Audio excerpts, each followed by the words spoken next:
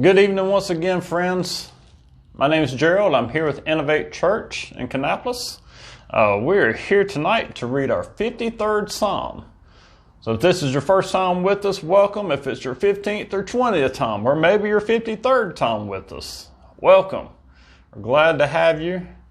As always, my prayer is just that this blesses and encourages anyone that's out there listening to us.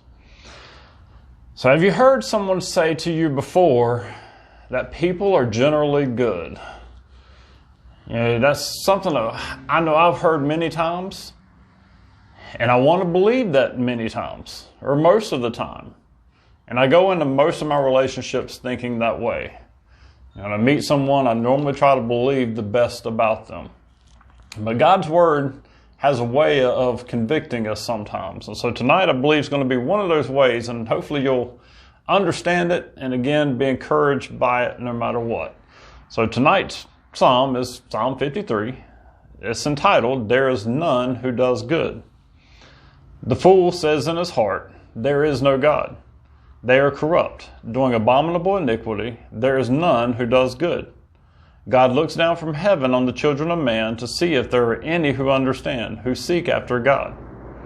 They have all fallen away. Together they have become corrupt. There is none who does good, not even one. Have those who work evil no knowledge, who eat up my people as they eat bread, and do not call upon God? There they are in great terror, where there is no terror. For God scatters the bones of him who encamps against you. You put them to shame, for God has rejected them. Oh, that salvation for Israel would come out of Zion. When God restores the fortunes of his people, let Jacob rejoice, let Israel be glad. So maybe you're there, maybe you're not Christian yet, maybe you are, and maybe you think, I am a good person. You look over your life and you compare it to others and you say, my heart generally means to do good. I try to do the best I can day by day, and you can get to a point of maybe even thinking too highly of yourself. I think what we have to understand here is when we compare ourselves to God, the Holy One, the Righteous One, and we understand just how holy and how righteous and how truthful he is, then when we compare ourselves with him or with Jesus when he was here on the earth, maybe then we kind of understand, maybe I'm not so good. A lot of times we look at, ourselves and compare ourselves to another human. And anytime we do that, sometimes we can better think about ourselves, but at the same time, we're probably putting down someone else. Whereas then, what is that saying about us putting down someone else?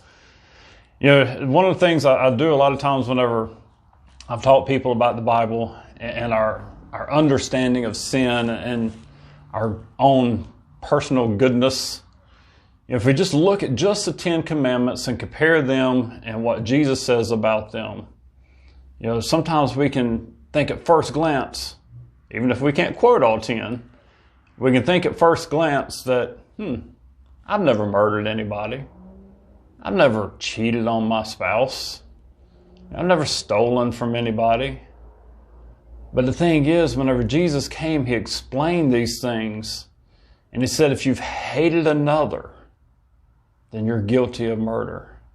If you've looked at a woman and lusted, and you're married, then you've committed adultery. If you've looked at your neighbor's something and coveted after it, you're as good as a thief. We look at these things and we say, well, I didn't actually do the deed though. But that's not the point. You thought about it. And granted, we can't control our thoughts most of the time. Or I'm not going to say most of the time. Sometimes we can't control our thoughts. Sometimes we just need to try a little better, right? But understand that Jesus is saying your flesh, my flesh, wants to sin. It wants to do wrong, and allowed to do so, it will do wrong. If you look at a woman too lustfully for too long, or with lust in your heart, then what are those images in your mind? If you've hated another person, and hate is a strong word, and I think it's strong to us because it reflects that idea of when I hate someone, they're as good as dead to me.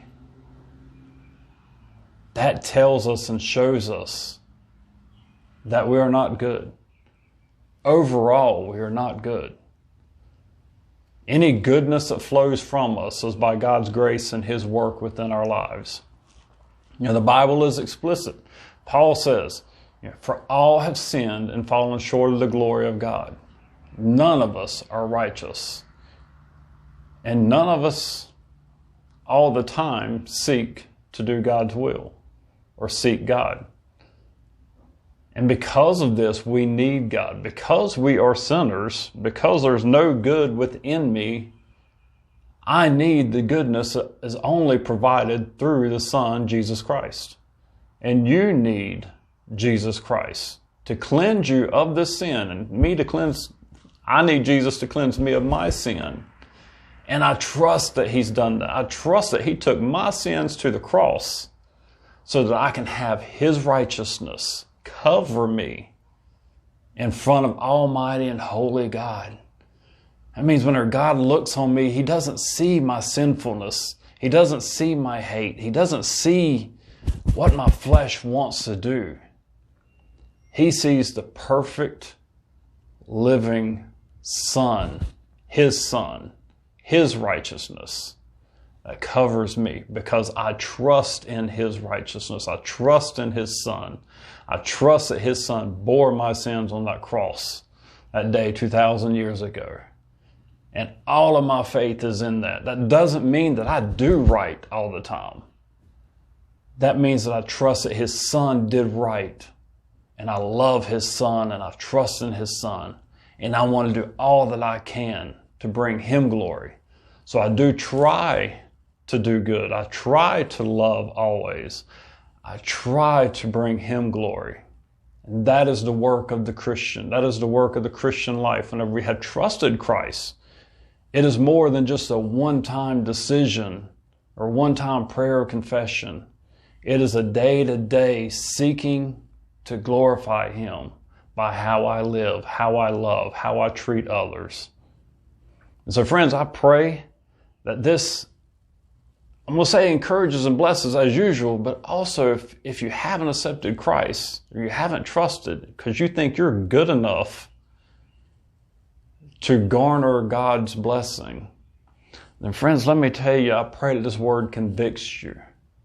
I pray that you're convicted to the point that you recognize your own sinfulness, that you recognize there's no good within your flesh, and that you need Jesus Christ, and that you need to trust in Him. And so friends, I pray you give your life to Him. And as always, I want to leave you with, if this has been a blessing or encouragement or even a conviction to you, then would you forward it on to someone else you think it might help bless, encourage, or even convict, so that they too can receive that blessing. Friends, have a wonderful evening, and we will see you next time.